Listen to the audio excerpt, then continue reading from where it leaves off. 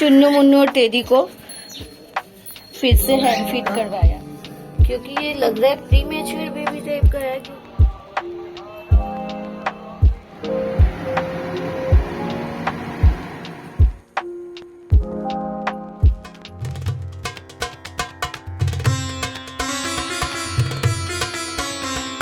नमस्ते दोस्तों, एक बार फिर से रूपाली जिंदगी में आप सभी का स्वागत है। इन बच्चों ने तो बहुत शैतानी की है आज। दोपहर के 12:15 बजे हैं। बाहर का मौसम हम कह सकते हैं उतना खास नहीं है। दोस्तों, आप सब कैसे हैं? आई होप आप सब भी अपनी रफ्तार भरी जिंदगी में अच्छे ही होंगे। अभी मैंने चुन्नू मुन्नू और टेडी को फिर से हैंड फीड करवाया था। मैं ये वाला लाती हूँ, हैंड फीडिंग फॉर्मूला। अभी बच्चों को इसको फेंक दिया है ऊपर से। पता नहीं ये जिंदा बचेगा कि नहीं, पर इसकी हालत खराब है। इसके पैर को चोट लगी है। ये देखिए पैर को कितनी चोट लगी है इसके। मैंने अभी इसको फीड करवाया है, फिर से एक बार करवाऊंगी। इसका पेट खाली हो जाए। पेट भरा हुआ है, दिख रहा है। हाँ, पेट में खाना है। सो जाए थोड़ी देर। नीचे सूर्यमुखी के दाने रखिए, क्योंकि अभी तो गर्म करने के लिए इनको मेरे पास कुछ व्यवस्था नहीं है। वहाँ पर माँ होती है, सेकती है, लेकिन यहाँ पर पता नहीं किसने बच्चों को गिरा दिया है। इस बच्चे को किसने गिराया है पता नहीं। ये देखिए, बाहर से बंदे घुसने की कोशिश कर रहे हैं। माँ तो बचाने की कोशिश कर रही है।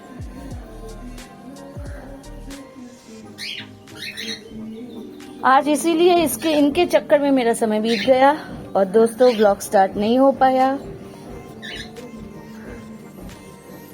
सो जा थोड़ी देर, ढककर रखा है, थोड़ी देर सो जाए। पानी अभी तक गर्म है, इसलिए मैं बैठी हुई हूँ कि एक बार फिर से उन्हें फीड करवा पाऊँ उसे। दवाई मैंने लगा दी है, हमारी और नॉर्मल जो दवाई है टी-बैक, यही मैंने लगाया है। अभी पैर की तो एक पैर की हालत तो पूरी तरह से बर्बाद है इस बच्चे की। बार ये देखिए, पैर की हालत पूरी तरह से खराब है। पता नहीं इसका ये पैर रहेगा कि नहीं। बहुत बुरी हालत कर दी है इसकी। आज सुबह से ही ये बच्चे ची कर रहे थे, तो मुझे लगा कि बच्चा अंदर है, ठीक है, माँ संभाल लेगी। लेकिन फिर मेरे हस्बैंड ने देखा कि इस बच्चे को नीचे गिरा दिया गया है। शायद किसी ने इसके पैर से ही खींचकर इसे गिराया होगा। वो होता है ना, घर में छोटा बच्चा होता है और बड़े बच्चे होते हैं, तो छोटे बच्चे को खाना खिलाने के बाद जो खाना बच जाता है वो बच्चों में बांट दिया जाता है। छोटे छोटे बच्चे बस मजे से सेरेलैक और नेस्टम खाने की उसमें। तो ये चुन्नू मुन्नू और टेडी भी वैसे ही है। उन्हें ये स्वाद पता है, क्योंकि बचपन में इन्हें यही खाना खिलाया जाता था। तो इस स्वाद को वो नहीं भूल पाए, और इसलिए मैंने जैसे ही चम्मच रखा, उन लोगों ने सफा चट कर दिया। देखिए, पूरा खाना खा लिया। इस छोटे से नन्ही सी जान के लिए तो एक बूंद ही खाना काफी है, लेकिन एक बूंद तो हम इसमें बना नहीं पाते ना, तो बाकी बर्बाद क्यों करना है। तो मैंने इन बच्चों में बांट दिया। अच्छा किया ना। रिप्लाई दीजिए। पता नहीं इस बेचारी की क्या होगा, क्योंकि ये लग रहा है प्री मैच्योर बेबी टाइप का है, क्योंकि यहाँ पर अंडे जैसा शेप है। देखिए, यहाँ पर पेट के पास है। पैर को तो बहुत ज्यादा कुचला गया है। शायद पैर से ही पकड़कर इसे नीचे उतारा था। और ये अंडे जैसा ये है क्या चीज, ये मुझे कुछ पता नहीं है। इतने छोटे बच्चे को मैंने नहीं देखा इससे पहले। मैंने जब भी बच्चों को बड़ा किया वो थोड़े से बड़े हो गए, फिर मैंने उन्हें हैंड फीडिंग करवाया है। फिर भी मैं इसे करवा रही हूँ। 2 बार फीड करवा दिया है। सो रहा है, लेकिन इसे बहुत दर्द हो रहा है। दर्द तो हो रहा है ना बेचारी को। गुड मॉर्निंग दोस्तों, एक बार फिर से रूपाली जिंदगी में आप सभी का स्वागत है। आज तो ट्यूसडे है और मैंने अभी इन्हें बिस्कुट खाने के लिए दिया है। बंदे चीख रहे थे तो थोड़ा सा बिस्कुट दिया। देखिए कैसे सफा चट कर रहे हैं।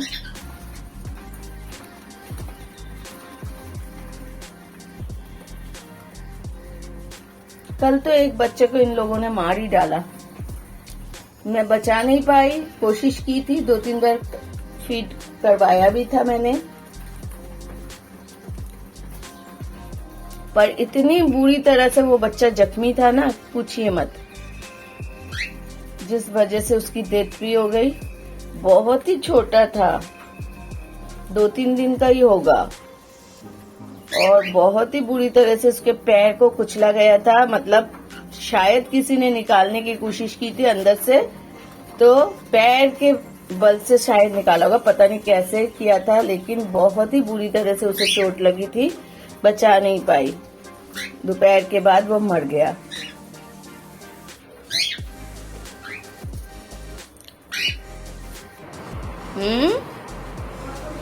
सुबह के बज गए 9 और मल्लिका अपना काम कर रही है और हम सब तैयार हो चुके हैं निकलने के लिए। दीदी भाई भी काम कर रही है। चलिए दोस्तों, आप सभी को नॉर्थ से साउथ कोलकाता की सैर करवाते हैं। मॉनसून के समय हमारा कोलकाता दिखता कैसे है देखिए। और इस वक्त तो बहुत ज़्यादा ट्रैफिक रहती है, हर सिग्नल में हमें रुकना पड़ रहा है। एक और उमस भरे दिन की शुरुआत हो चुकी है। बारिश होती है पर गर्मी छटने का नाम ही नहीं लेती, और बच्चों के तो स्कूल स्टार्ट हो गया। आज तो धूप भी बहुत ज़्यादा खिली है, सूरज की रोशनी इतनी तेज़ चमक रही है ना, पूछिए मत। अभी वर्षा का मौसम है, लेकिन उतनी बारिश यहाँ नहीं हो रही। पहाड़ों में बारिश हो रही है, वहाँ बाढ़ आ चुकी है, लेकिन हमारे यहाँ पर बारिश उतनी नहीं हो रही। यहाँ तो मेले का भी आयोजन हुआ है, ये शायद बाग बाजार व गिरीश पार्क के ही आसपास होगा। यहाँ तो बहुत बड़ा मेला लगा है, आवाज़ें भी आ रही है कई तरह की। शायद रथ का मेला होगा, क्योंकि संडे को रथ यात्रा थी ना, इसी का मेला होगा। मेले तो पूरी तरह से 1 महीने तक, बाद 10-15 दिन तक तो खींचते ही है। ये मंदिर मुझे बहुत अच्छा लगता है। आज मैं देखना चाहती हूँ नॉर्थ कोलकाता और साउथ कोलकाता में फ़र्क क्या है। मुझे इतना फ़र्क नज़र नहीं आता, क्योंकि सड़कें यहाँ की चौड़ी है, पर यहाँ ट्रैफिक रश बहुत ज़्यादा है। वहाँ पर भी है, लेकिन मुझे लगता है कि हमारे इस नॉर्थ की तुलना में कम होंगे। आज तो मैं उसी की तरफ ध्यान दूंगी, फोकस करूंगी। आसमान देखिए कितना सुंदर नज़र आ रहा है, और यहाँ पर कबूतर बहुत ज़्यादा है। ये महात्मा गांधी रोड के ही आसपास है, बड़े बाज़ार के नज़दीक है। तो यहाँ एक मंदिर है, हनुमान मंदिर, जहाँ बहुत ज़्यादा कबूतर होते हैं। अभी तो रोड में ज़्यादा से ज़्यादा स्कूल के छोटे छोटे बच्चे दिखाई दे रहे हैं, जो तरह तरह के यूनिफॉर्म पहने हुए हैं। किसी का ब्लू है तो किसी का वाइट, किसी का ऑरेंज है तो किसी का पिंक। कितने तरह के यूनिफॉर्म पहने, ये सब अपने स्कूल जा रहे हैं, अपने माता पिता या अकेले ही। जो छोटे हैं उनको तो उनके माता पिता अपने साथ लेकर जा रहे हैं, और बड़े तो खुद अकेले ही सफ़र तय कर रहे हैं। अभी तो स्कूल का टाइम है ना। और दोस्तों, ऐसे ही व्यूज़ देखते देखते मैंने आधा सफ़र तय कर लिया। ट्रैफिक सिग्नल में जब हम अटक रहे हैं ना, तो बहुत देर तक हमें रुके रहना पड़ रहा है। तो इसी तरह से हम धर्मतला तक तो पहुंच ही गए, और यहाँ से सफ़र शुरू हुआ साउथ कोलकाता की। यहाँ की सड़कें मुझे बहुत लुभावनी लगती है, इतने पेड़ लगे हुए और चौड़ी सड़कें, और दोनों तरफ, दोनों नहीं, बीच में भी रास्ता है, तीनों तरफ ही पेड़ों से भरे हुए हैं। और यहाँ पर D42 टावर जो बिल्डिंग है वो सबसे ऊंची है, जो टाटा स्टील के बगल में ही है, और इतने सुंदर लग रही है ना दोस्तों। सबसे अलग है वो, क्योंकि वही एकमात्र इतनी ऊंची बिल्डिंग है, आसपास उसके तुलना में कुछ भी नहीं है। और ये है बिरला प्लानिटोरियम, जहाँ मैं एक बार आई थी। यहाँ साइंस फिक्शन के ऊपर बहुत चीज़ें दिखाई जाती हैं। चलिए, रविंद्र सदन भी आ चुका है। यहाँ पर हल्दीराम के पास में भी बहुत ज़्यादा ट्रैफिक है। इन ट्रैफिक सिग्नलों को क्रॉस करके कालीघाट जब पहुँचे, ये ब्रिज नया बन रहा है, कालीघाट को जोड़ रहा है, और यहाँ तो बहुत ज़्यादा शायद कोई पूजा पाठ चल रही है। और वो याद आया, आज तो विपत्तारिणी व्रत की भी पूजा है, तो उसी की डोर व उसी की पूजा चल रही है मंदिर में, इसीलिए दोनों तरफ इतनी भीड़ है। मेला भी चल रहा है, मंदिर में पूजा पाठ भी चल रही है। यहाँ से पानी की टंकियों को सप्लाई किया जाता है, इधर से उधर ले जाया जाता है। ये टंकी यहाँ पर पता नहीं पानी टपक रहा है या पेट्रोल, कुछ तो टपक रहा होगा वहाँ। अब हम टालीगंज की तरफ पहुँच गए हैं, मतलब मेरे मामा जी का घर यहीं पर है नज़दीक में। आज मैं उसी तरफ जा रही हूँ। यहाँ की सड़कें इतनी चौड़ी है ना, क्रॉस करना तो मुझे बहुत तकलीफदायक लगता है। पूजा के समय जब हम यहाँ पर ठाकुर देखने आते हैं, मतलब दुर्गा मूर्ति को देखने आते हैं, तो इस तरफ से उस तरफ जाने में बहुत डर लगता है। ये है लेक गार्डन का भवानी सिनेमा हॉल। यहाँ पर बचपन में हम आते थे तो ये तब सजा सवरा था, लेकिन अब क्या हालत हो गई है। मुझे टालीगंज मतलब नॉर्थ कोलकाता से साउथ कोलकाता में कुछ फ़र्क ज़्यादा नज़र नहीं आया। गाड़ी वहाँ पर भी ज़्यादा नज़र आ रही है, यहाँ पर भी है, और जैसे ही हम अंदर की तरफ घुसते हैं तो सड़कें तो वैसी ही सेम नज़र आती है, बल्कि यहाँ की सड़कें तो और ज़्यादा पेड़ पौधों से ढकी है ठीक ही, लेकिन भीड़ भी यहाँ सबसे ज़्यादा है। और पुराने मकान अभी भी यहाँ मौजूद है। यहाँ ये हमारे बचपन का रास्ता है, जब हम मामा के घर आते थे तो इसी रास्ते को फॉलो करके जाते थे। वही पुरानी यादें ताज़ा हो गई।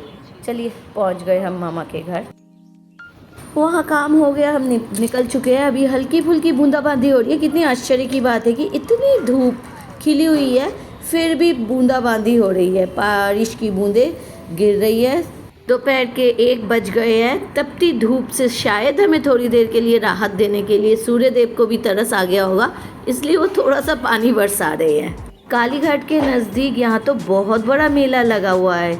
यहाँ शायद विपत्तारिणी माँ की कोई बड़ी मंदिर होगी, जिस वजह से यहाँ बहुत बड़ा मेला लगा है। देख कॉन्फर्म तो कुछ कह नहीं सकती, क्योंकि मुझे विपत्तारिणी के डोर बहुत ज़्यादा दिख रहे हैं, उस वजह से मुझे लग रहा है। वैसे ये रथ का मेला भी हो सकता है, लेकिन यहाँ फूल मिठाई वगैरह सब कुछ देखकर लग रहा है कि यह मंदिर में पूजा चढ़ाने के लिए सामानें ही बिक रही हैं।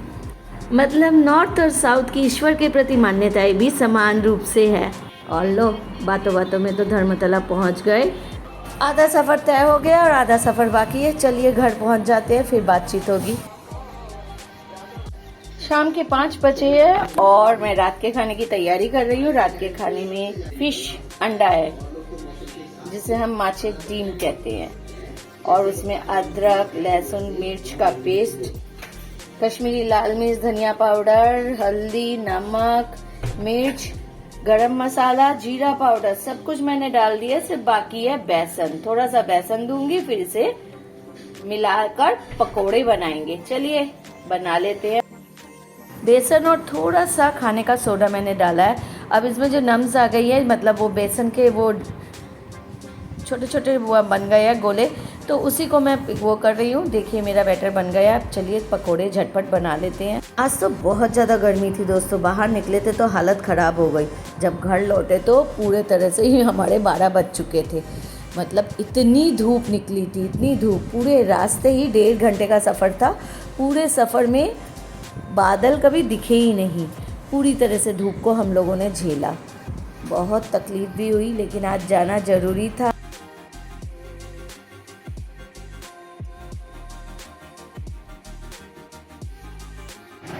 चलिए पकोड़े तो बन गए। अब इसकी सब्ज़ी भी बना लेती हूँ। पहले सब्ज़ी में मैं थोड़ा सा घी मिलाती हूँ, क्योंकि इन सब में थोड़ा सा फ़िश की स्मेल रहती है ना, तो वो नहीं रहती। थोड़ा सा घी देने बाद उसके बाद मैंने जीरा सूखी मिर्च डाला है। अब प्याज और आलू को मैंने थोड़ा सा तल लिया है। और जो मसाले डलते हैं, कॉमन मसाले मैं कह सकती हूँ, टमाटर और हल्दी नमक वगैरह, तो वो सब मैं कॉमन मसाले डाल देती हूँ। वो बन गए। साबुत गरम मसाले तो मैंने पहले ही डाल दिए थे, और अंत में मैं गरम मसाले का पाउडर डालूँगी। इसके अलावा मैं अदरक और थोड़ी सी हरी मिर्च के पेस्ट भी डाल देती हूँ, जिससे इसकी फ्लेवर भी बहुत सुंदर आती है। उम्मीद है कि दोस्तों आप सभी को ये ब्लॉग अच्छा लगा होगा, तो प्लीज़ आप लाइक शेयर और सब्सक्राइब ज़रूर कीजिएगा।